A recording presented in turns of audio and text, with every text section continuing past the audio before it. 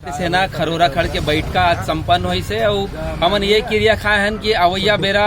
गांव के मनखे मन ला एमा जोड़बो और छत्तीसगढ़िया क्रांति सेना के ताकत ला और बढ़ाबो। बोलो जोहार छत्तीसगढ़।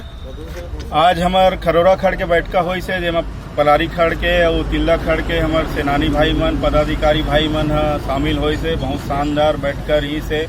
बहुत अच्छा संख्या में हमार सेनानी मन यहाँ आए रही से और सबो जन यहाँ छत्तीसगढ़िया क्रांति सेना ला आगू बढ़ाए के क्रिया खई से हमार विगत जन बुढ़ादेव यात्रा हमन करे रहेन ओकर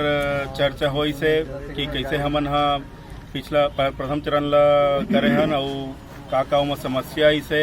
और आगे हमन ला का सुधार करना है और द्वितीय चरण के तैयारी कैसे करना है वो बारे में चर्चा हुई से हमारे सियान गिरधर साहू जी प्रदेश संयोजक जी उपस्थित रही से ओकर अगुवाई में ये बैठका संपन्न हुई से।